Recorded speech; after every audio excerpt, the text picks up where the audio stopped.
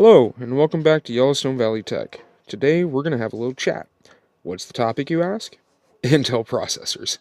Now, I'm sure you guys have seen the articles, watched several videos about it, or whatever, but I feel that it needs to be discussed.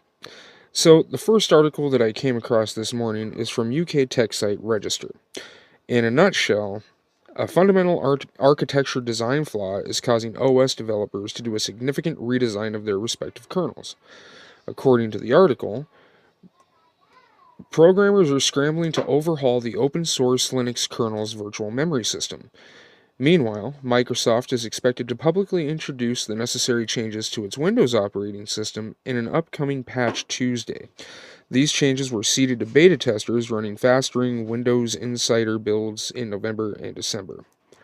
Now, Intel responded by saying that initial reports of the issue being exclusive to their product families was false. ARM and AMD processors are also affected by this so-called bug.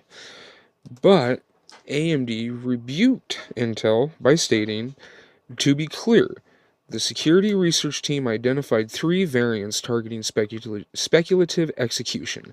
AMD stated to Atmos, the threat and the response to the 3 variants differ by microprocessor company, and AMD is not susceptible to all 3 variants. Due to differences in AMD's architecture, we believe there is a near zero risk to AMD processors at this time. We expect the security research to be published later today and will provide further updates at that time. However, AMD is vulnerable to at least one of the flaws. Spectre, I believe, is what it has been known as, and you guys can look that up as well. But analysts have stated that it can be patched with a software update. Now, ARM spokesman Phil Hughes stated that patches to fix the issue have already been shared with their partners, including many smartphone manufacturers. At the end of the day, this has affected stock prices for both Intel and AMD.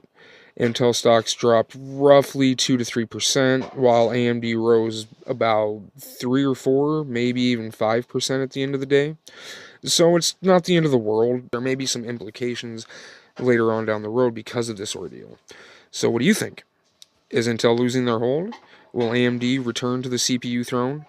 I wouldn't go that far personally, but it will be interesting to see how this all plays out. So, dislike the video if it sucked, like it if you thought it was cool, get subscribed to the channel and join our community forum. I'm your host, Andrew. See you next time.